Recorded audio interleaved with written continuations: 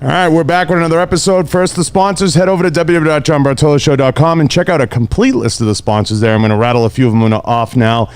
This show is brought to you by Sig Sauer. Shout out to Sig Sauer. Go buy a Sig. Pulsar thermal imaging technology is coming down in price. Do your hunting at night, guys. Don't make it hard on yourself. They can't see you, but you can see them. Go buy Pulsar. Enforce weapon lights. Go check out Enforce, guys. They supported an event recently with the UFC. I'm super proud of those guys. Love what they're doing over there. Shout out to Enforce and Matt. Love those guys. Blackwater Ammunition, Right On Optics, Kenzie's Optics, and of course, Full Courts and Firearms. Shout out to Full Courts and Firearms. Go check them out. Thank you to Galotech and Rhino Metals for the furniture and the walls in here. Appreciate those guys. We got a special guest today. I'm excited to have this guy on. Super laid back, one of the chillest dudes. I have not met one person that does not like you. That's what's crazy. And you beat people up for a living. We got the one and only Dan 50K Ige. Right on, John. What's up, brother? Yeah, thank you for having me, man. Not much, just another day, another Friday. Chilling. Kicking it, you know. And I must compliment your setup here. The studio is amazing. It's pretty bad. It's not bad. Sickest setup I've ever seen. I'll say that on air. Sickest setup I've ever seen. Any podcast, any studio. Yeah. I appreciate that. Yeah. It means a lot, you know, especially when you guys compliment me because I know what the PI looks like. So, you know, it's all right. When you get to come in here, it's all right. It's like the best lunch. It's the best cafeteria in America. Yeah. And the upstairs cafeteria is even better. Yeah. Yeah. Pretty amazing. So sure. you come from Hawaii, and I want to explore this for a second with you, which is a very laid back, very chill deal. Yeah. How do you end up in the UFC and how do you end up fighting? I don't, you know, kind of just growing up in Hawaii, like fighting is just a culture. And I don't know, it's just a natural thing. You don't really hear, there's not too much like gangs or anything over there, like shootings, but everyone just fights hand-to-hand combat. It's just, we grew up as part of our culture fighting. And so kind of growing up in school, I wouldn't say I was bullied or whatnot, but I'm kind of that introverted, you know, quiet kid. And so that makes me an easy target in that sense. But I always stood up for myself and always fought back. And I never knew how to fight. I would just fight out of like pure grit and heart. And eventually one of my buddies like, hey, you should come, you know, my dad train jiu-jitsu, you should come over and train. And we started training and whatnot in high school. So start watching Bloodsport and you're like, kumate, kumate. Cobra Kai, you know. Yeah, so we just started training, competing, and eventually kind of, I don't know where the passion kind of ignited from, but obviously BJ Penn was fighting at the time and was champion. So that was like the guy who represented Hawaii. Obviously there was others, you know, Kendall Grove, Brad Tavares, Cabbage, like all these other guys, you know, from Hawaii fighting. But yeah, I love it. I feel like you guys are, most Hawaiians are like loving, great people. Everyone I've met and gone back and forth with. But there's a side of you that's like, I wish a motherfucker would. Like, I mean, ever since I feel like I've like obtained skills, I feel like that, but like I haven't had any trouble come my way. I want it. I'm waiting. You're too known. They're running. Yeah. They're ducking. They're hiding.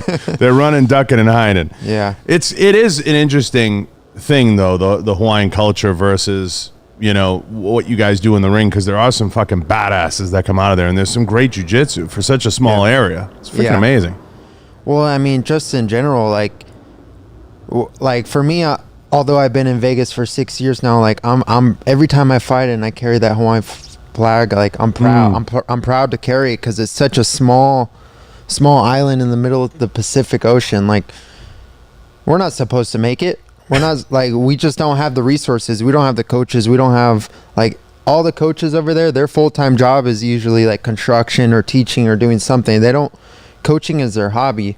So, man, if you make it out of Hawaii, you got to be a little bit special. Do you have that me against the world attitude? You love that. That's a good thing to have, though. Yeah, a little bit. Yeah, that's a good chip to have. I mean, I think you get that in general if you're from Hawaii. Probably Rhode Island, too. Yeah, I don't know. I fought a guy from there. It's funny. Rhode Island's another one. It's like a redheaded stepchild, but that's actually where Enforce is, the Weapon Light Company. It's funny. They're in Rhode Island, and you just came to the event, and there was so many great companies there. You got to come out, you got to hang out with us, and you got to train a little bit.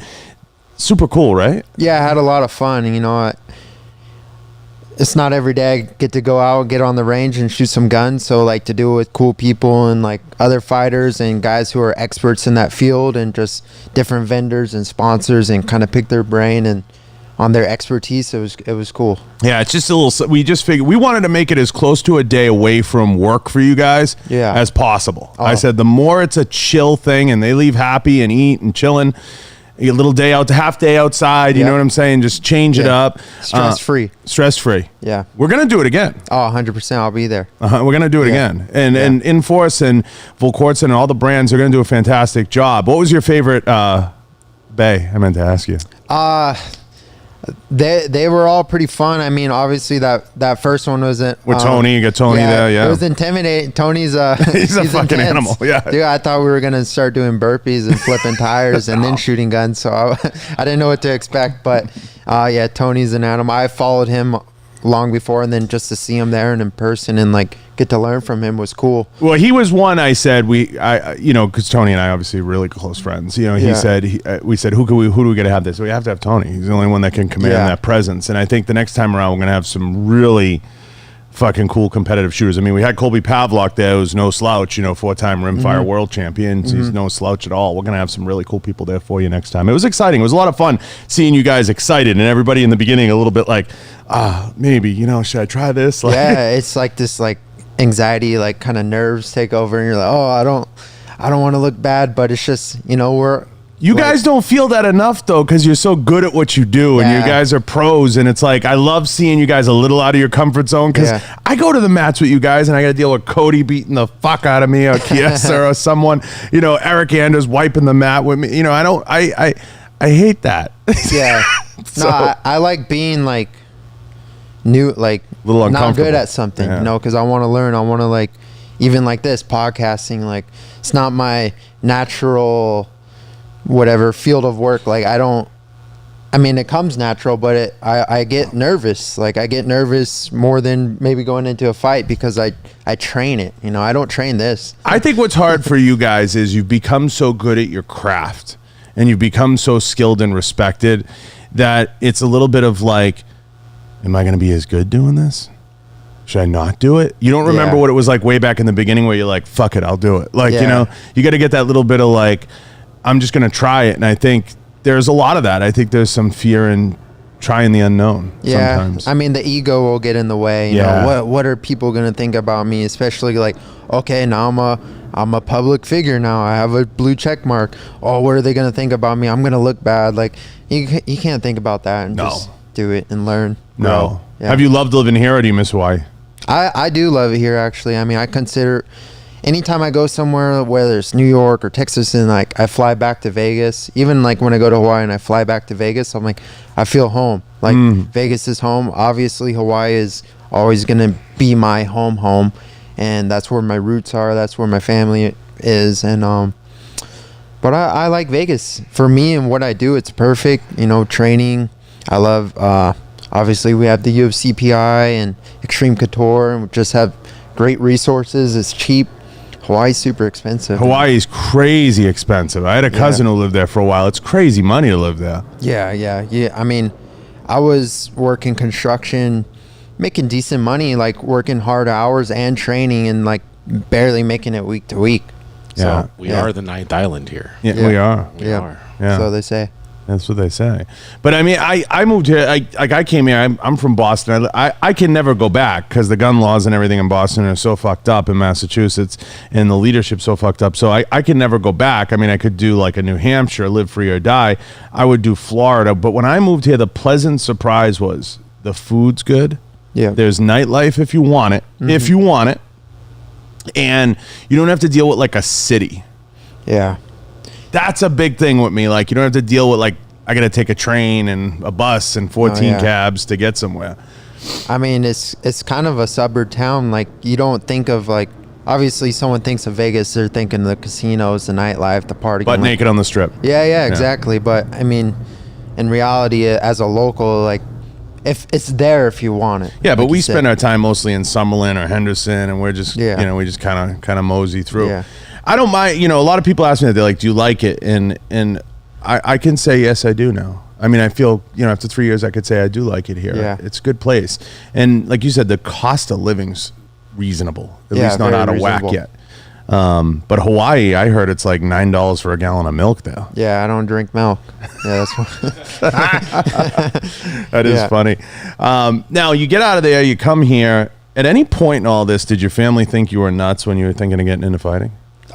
Did you have to sit down with them and say, like, I got this? I mean, my dad's a Navy SEAL, so he's always kind of had that very tactical mindset and big into fighting. He loves fighting. He said he probably would have been something he would have done because he wrestled in high school, wrestled in college, but the opportunity wasn't there at the time, and he joined the military.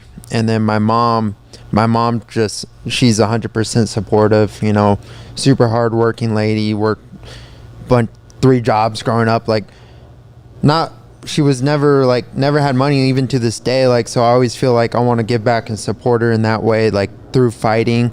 But she's just been super supportive. She actually lives here now, so oh, that's great. Yeah, it's nice having her in town, extra help with the baby. Of course. Yeah, so take it. Yeah, everyone's pretty supportive. In the beginning it was hard, obviously, because not a lot of people believed I would have got to the level where I am now. Even my close friends, my close, in-laws. Yeah, no one fucking believed it. They're like, this kid, this guy's not going to go to the UFC. I believed it, but I don't even know if I believed it. I tricked myself into believing it. Every great individual starts with a crazy idea. Yeah. Yeah, it sounded crazy at the time. And every great individual starts with a crazy... It has to. Mm-hmm. You have to be... What you went for is... What all you guys go for is very low percentage. Mm-hmm. But I feel like when you make it into that top 10, top 20 type argument... You made it. I mean, you're there. Yeah. It's now the politics and the bullshit and the matchmaking and all that stuff. I love you, Sean and Mick. But the dream. Love you guys. But it's a lot of that, and people don't get that. They don't understand. It's you got to win. You got to get yourself in good position. You have to take your time off when your time off is good to take off, and you have to develop yourself as a person and as a fighter along the way. Which you seem insanely grounded, so it must work to your advantage. Because that's what I noticed. The ones that I feel are poised for the next big leap, they're very grounded. Yeah. They're so grounded. I mean, we've had so many in here. When you have a Valentina in here or some of these folks, they're just very grounded. Their feet are on the ground. And I feel like being present, being feet on the ground is huge. Oh, 100%. I mean, that's so important because it's so easy. There's so many distractions in the world, where I can get caught up in this and this and this and this and this, and then going back to what you said, being grounded, what truly matters for me, that's my family. Obviously fighting is what I do to support that. Food on the table, and there's not a bunch of there's only a few things that actually truly matter.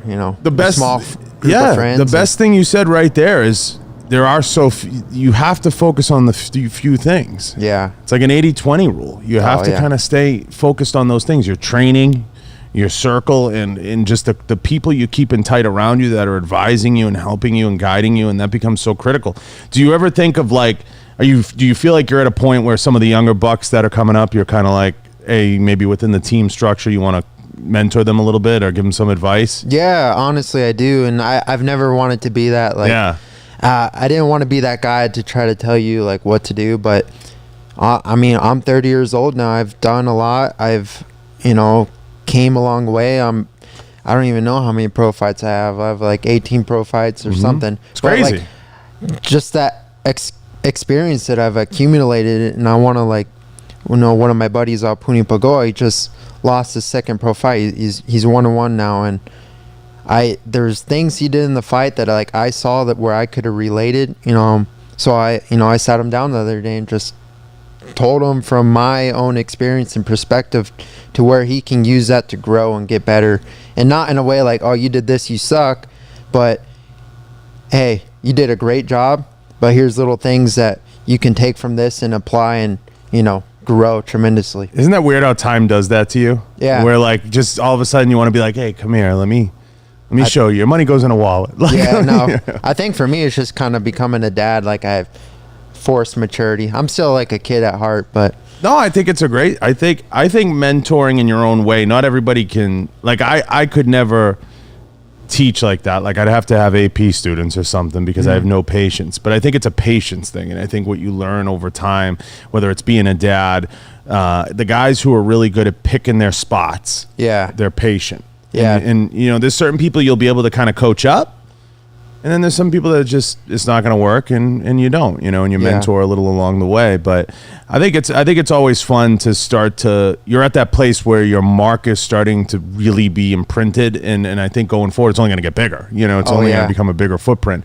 Have you thought about, you know, with the sweet spot the UFC's in now? There's a lot of guys talking about legacies and talking about their time, whether it's you got the John Jones, the GSPs, like you brought up BJ Penn.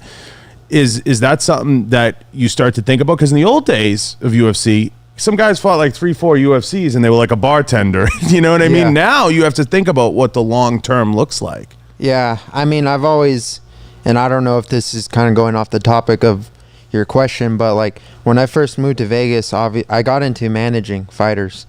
I was working with Ali, and it was just a crazy experience, crazy learning experience. Like jumped right into the fire, had no idea what I was getting into, never visualized making shit ever up. becoming a manager. But getting that experience over the time, and like now I manage myself. I have, you know, I negotiate my deals for myself, and I'm gaining that experience. So I don't know if my legacy, like at the end of the day after fighting, like I'm gonna have that experience of managing where I know other fighters can look up to me like, hey, this guy's fought at the highest level. He's negotiated at the highest level. Like, I think I could trust him. You know, he seems like a decent dude. And maybe that's I'm leaving my impact now. Who knows, you know, greatest of all time. That sounds great and all, but like, I just want to get back in a way. So I think that's huge and insightful from you, because that happened. So long story short, there's a lot of in hockey for years the agents would rob the players. It was awful in hockey. Yeah. And Bobby Orr became an agent after he was done playing. And he said specifically because of that. Now, I think more guys like you getting into that game would be huge for fighting. I mean, no doubt in my mind, especially guys that have been there and done that, because the salary piece becomes, you know, a debatable piece amongst everybody. I think, you know, and I've talked to Dana about it here. I think he wants to get it to certain places. I think he wants to get it there. But what people aren't realizing, he's got to feed the machine too. Yeah. And that's that. And I get where everybody's coming from that kind of feel a certain way. But I think they got to understand what he's trying to build is something that you all can stand on for 60 years or 70 years, or the people after you. And it's going to suck at times, but I think it'll get there. I think so. Yeah, me too. And I mean, someone's always going to complain. Someone's always. Right here, I got $100. I want 200. You know, you're always going to want a little bit more. And, you know, for me, I'm very grateful. You know, of course, you know, I want to make more money, but I'm making the most money I've ever made in my life, doing what I love to do. So, you know, the sport's constantly growing. It's evolving, and it's kind of trending that way. And yeah, I really see it going far. And I don't know. Yeah, I think so too. I mean, neither one of us will know, but I think it's going to get there. I mean, I'm not in those meetings, so you know, I can't say, but I think it's on the right path, and I think ultimately it's getting to a place where you guys have some long-term retirement, maybe some health care, something like that, or use of the PI for extended periods of time. But I think it just has to get there, and it has to grow, and it has to be built out and supported, and that takes time. It's not going to happen. But where it's come from, you know, it's funny. Last night, I'm booking guests, so I'm going back and forth with people all night. I'm texting Royce Gracie, and I'm like, I had like a surreal moment every so often. I'm like, holy shit. You know, I'm texting Royce Gracie, and of course, like, sick. You know, I'm like, I had like that moment with myself, but I think we all have those pinch me moments. You know, when you're walking around the PI, it's so amazing. It's such a great facility. Oh, it's incredible. And you never know who's walking through, right? Never know. Never know. There's always a bunch of people walking. It's like, who's this guy? Like, this guy's got a suit and tie on. Who's this guy? And it's just, Probably owns half of fucking Vegas. oh, guaranteed. So, no, it's a great place. And I think the atmosphere they created for you guys with the fight nights, the non-UFC events that are in the Annex, I think that atmosphere is so cool yeah, because it's like a chill. Like you could go right up. I could be like, say hi. Like it's fucking cool. yeah. It is, but having fought there 2 times and then having the fights this past weekend, Oh, yeah. that was just incredible. I'm like, what am I doing fighting at the Apex when I could Get on a UFC card. At the end of the day, it's the same shit, but I think there is something to the Apex. I think there's something, very cool about that. Yeah. Let's put it this way: a lot of the right people are watching you at that. Like that's a for fucking sure. cool atmosphere. oh, definitely. But yeah, now that it goes back into stadiums and stuff, I think it's obviously T-Mobile, everything. It's super It's a whole cool. different energy and atmosphere. I feel like the last fights, I said this to Tatiana, the last card, I think it was 266. That was like the first time I felt like the energy of an event was back. Oh yeah, That's It was what I insane. I mean, just getting to go and witness it live, it was great from top to bottom. But those last, 3 fights were How just crazy was that? insane. That fight with Brian was fucking nuts. I don't know how he got out of those. I don't even know how that happened.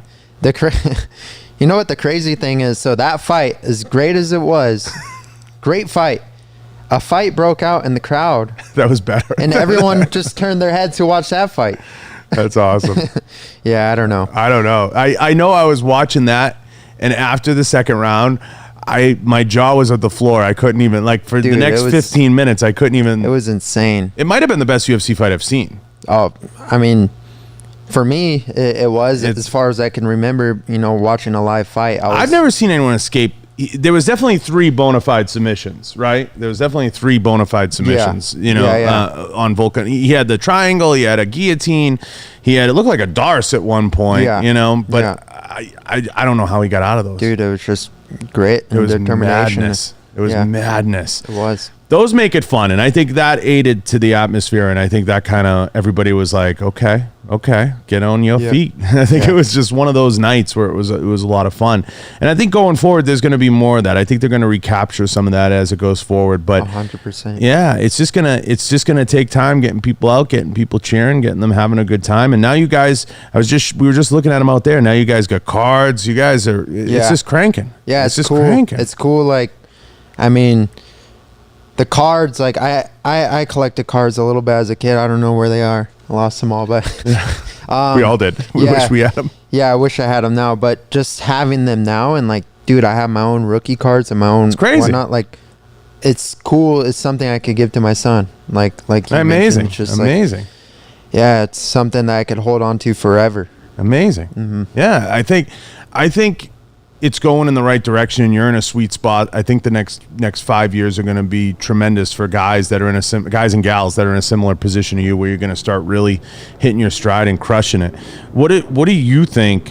What do you see the next few years playing out for you? Are you going to do this till you're 40? You're going to go for the Brady, the 41 years old? I mean, you never know. I do take really good care of my body, and I'm pretty smart about my training. I used to just be train hard. Kill yourself, yeah. Yeah, but I really do. I use all the science possible to train smart, train right, and because I'm in this for longevity. I don't know how long I'm going to be fighting. I haven't really I give myself 4 or 5 more years at least of my prime. Of course. You never know, and it's hard to even look past 2 years, because it's hard to even look past a fight.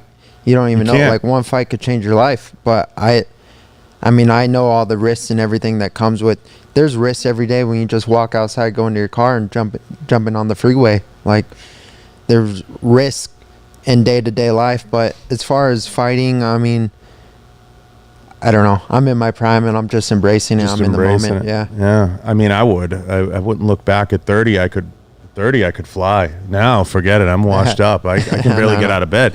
It is important, and I want to ask you this: when you're building out your circle, now that you have your legs underneath you and you are as grounded as you are, family, everything, seems at the forefront of what you do.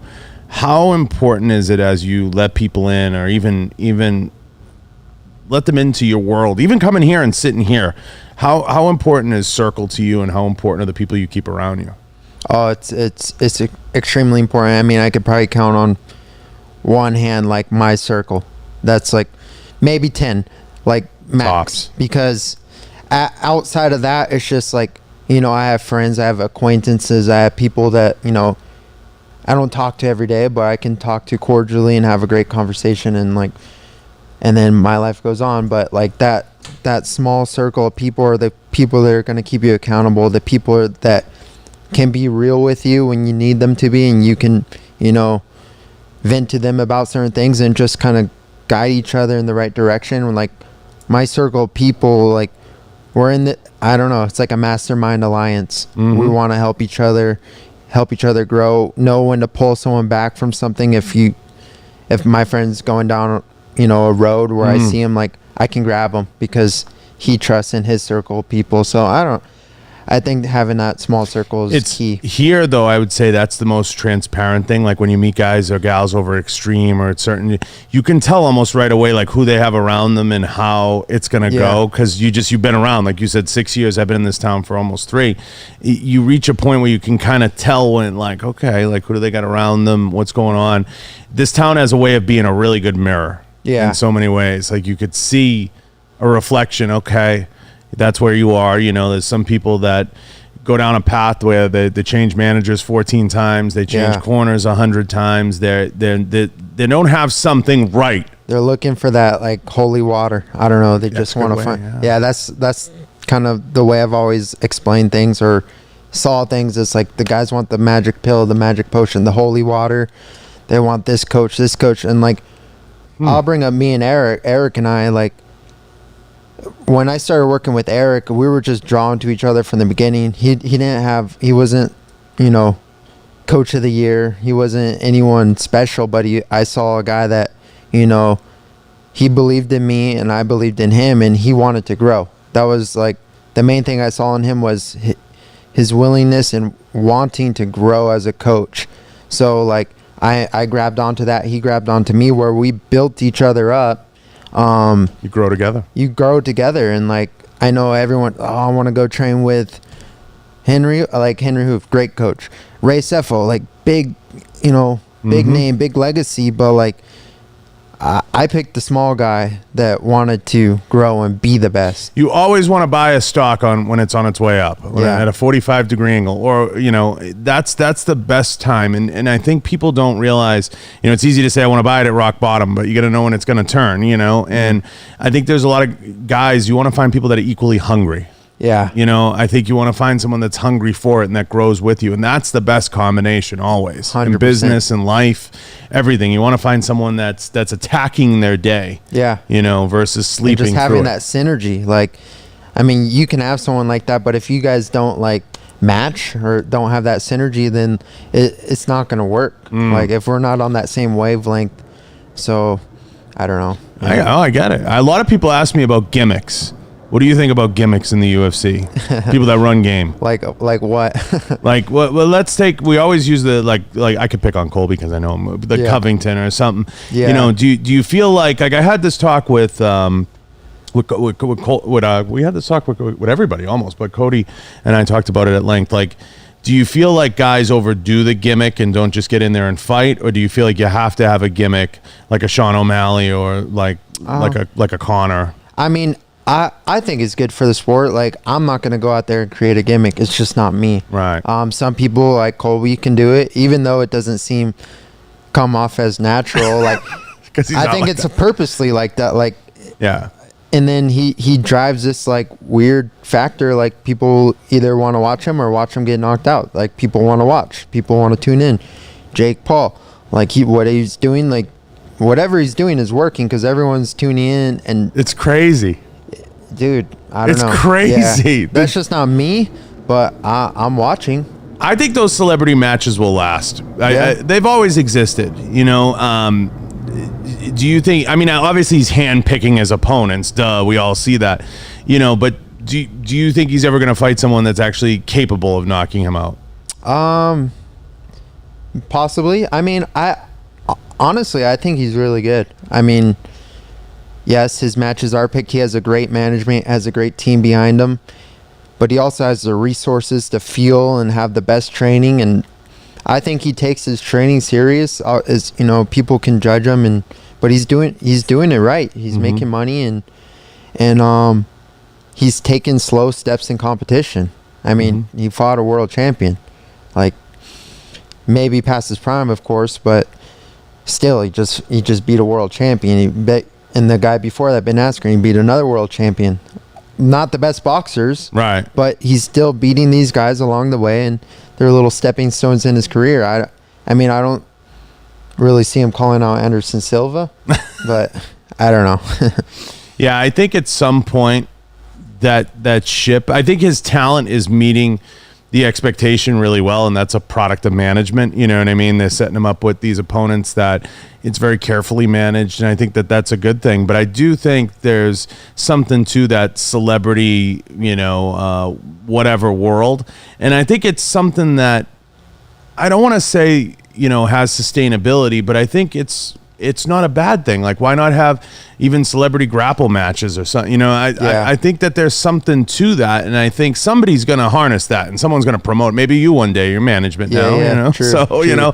But I think that, like, even if I turned on ESPN and they had like celebrity grapple matches, I mean, we kind of know the outcome. I'd watch in a heartbeat. Yeah, I'd watch in a heartbeat. Something, I don't know, just like someone you might not personally know, but so and so is grappling, like you're gonna tune in. Yeah, I mean, whether or not you'll get guys to do it, but I think if the money's right, it's amazing what people will come out and do. Oh, for sure. If the money's right, and that's the key, is to get the promotion funded well, and then I think you can do some stuff like that. I don't see it going anywhere, especially with social media. No, yeah. I mean, until they go bankrupt, but I really don't know. Yeah, the only thing I don't like is it's like a concert when you put those things on like that. Yeah, I can't take it. It's like, the commentary is hilarious. Yeah, though. it is. It's fucking hilarious. Yeah, it's entertainment. I definitely think it's entertainment. Have you thought at all about, you had this downtime, you came to our range event. Do you have stuff like outlets that you do that you enjoy that have nothing to do with fighting? I mean, I grew up kind of in like this skate and surf community culture, like, so I still love skating, I still love surfing. It hurts a lot more. Yeah, of course. But like I try to stay like tuned into that stuff. Get like the longboard out. Yeah. I mean, can't do much surfing over here in Vegas, but I heard they're building a wave pool. That would be fucking crazy. Yeah. You know where? Can you say? I don't know where.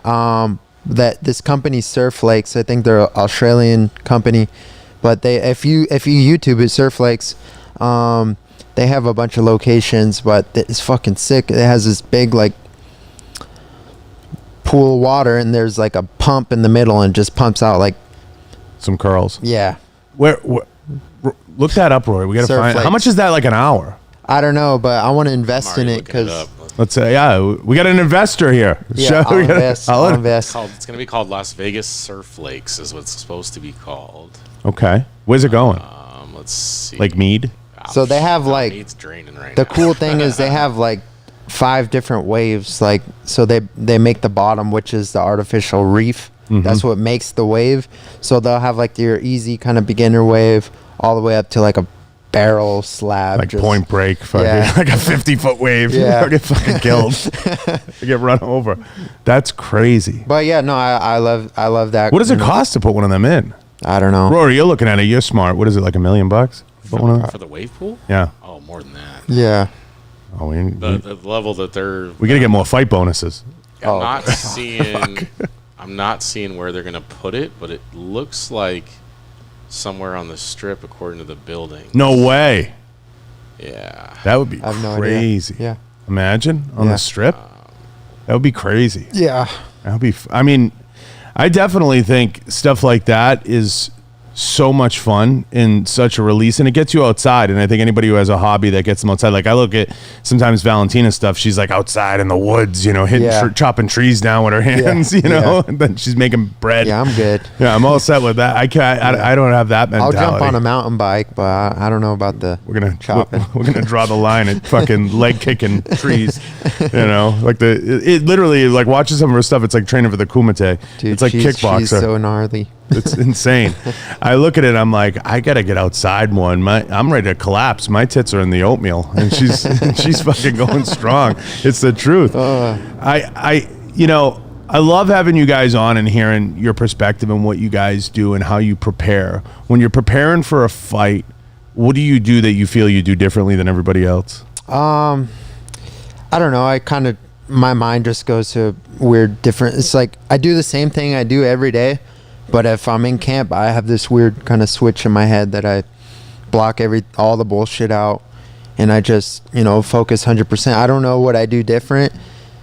As far as like, I don't know, I fucking ice bath and sauna every day. Like that little things like that, I feel like makes, everybody's starting to like the red light now. You doing any of that? No, I haven't, but the PI has one of those beds. The bed. I should go use They're that. saying it keeps you fresher. Yeah, fuck. Like you feel good. What am I doing? What are you doing? You're doing it I wrong. should be in the fucking red bed right now. But the cold, Bo explained this to me. He said the cold shit makes you want to take a nap after.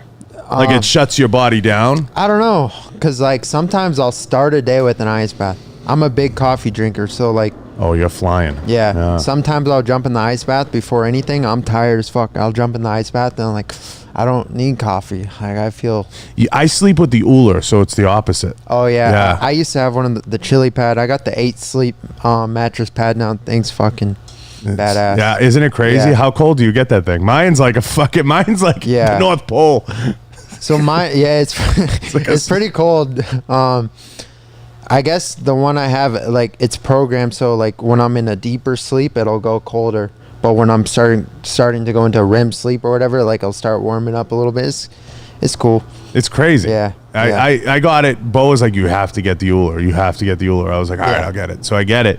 And It's I a cranked game it. changer. Yeah, I cranked the thing all the way down. When I wake up, I feel like I'm leaving like... when like in the when like the Terminator when he like gets up it like I feel like I'm like getting up, I'm frozen, you know what I mean? And until I get in the shower and turn the shower on, it's like nothing moves. Like I don't know how I even get there some mornings because I set that bitch at like 50. I'm down. It is That's crazy. a game changer. A total game changer. So I don't feel I need the ice in the morning the way I once would have wanted something like that, but I get what you're saying. I am interested in this red light treatment. I want to learn more about this because it looks like a tanning bed, but it's like it's supposed to recharge all your cells and everything. I think the big thing with all this, whether it's ice, sauna, red light, like it's consistency. Sticking like with you it. got to do it. Like you're not going to see your results in 2 days. You got to do it for fucking months. And that's what I tell everybody when they talk about going to the gym or even jiu-jitsu. I'm like, start with one class. Yeah. But you got to be consistent with one. Mm-hmm. Like never miss a week, but start with one. Yeah. And then add second and day third. Day by day. And just add a little layer on each time. I think it's a lot of fun seeing you in the sweet spot you're in and what you're going to do and how you're going to explore that. And I think it's going to be exciting for you. Do you have your eyes set on the next opponent or what you're going to do? I mean, kind of at this point, it's just, obviously I want to fight again.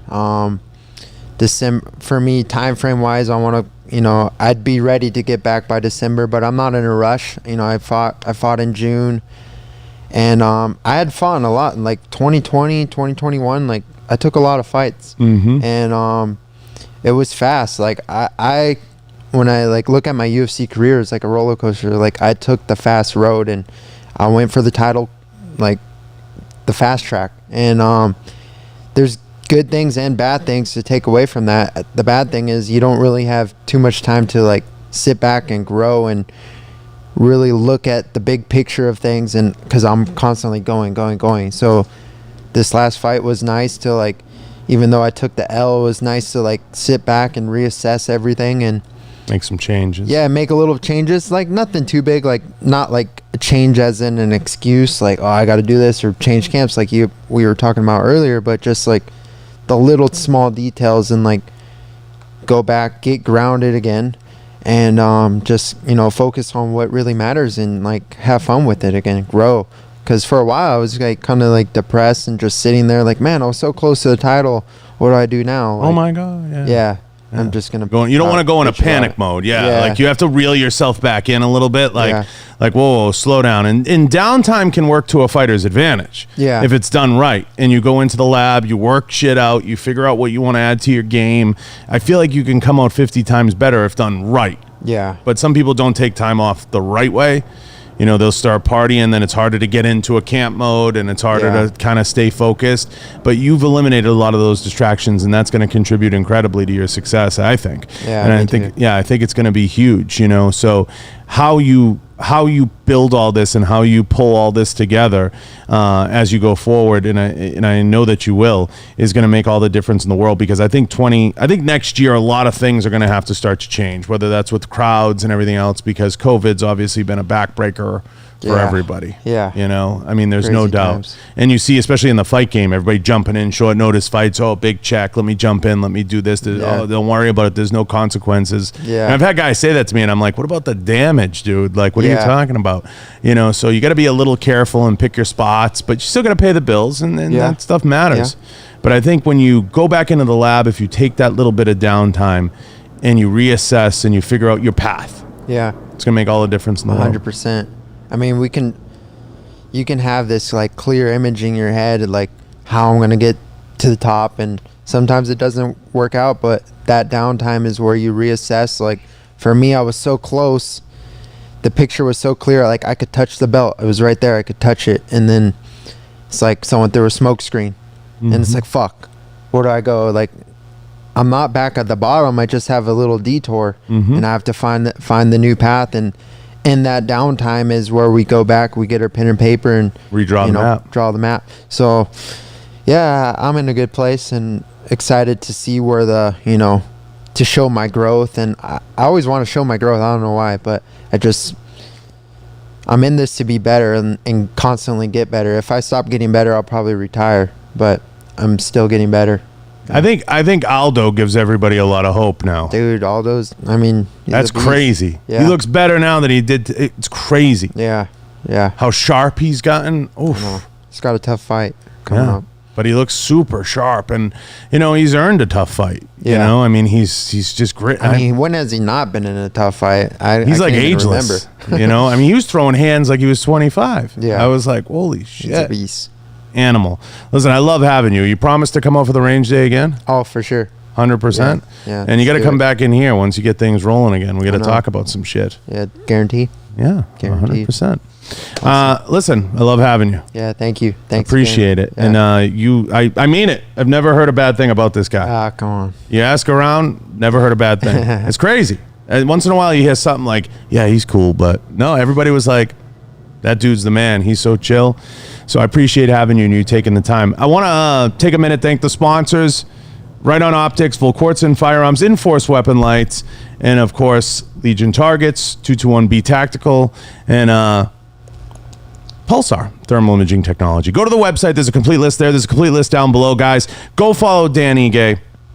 Where can everybody find you? Dynamite Dan 808. Boom. Twitter, Instagram. Yeah. Boom. No pun intended, even though his name's Dynamite. Boom. Appreciate it. And leave reviews, guys. I do a terrible job asking for them. We're done. We're out.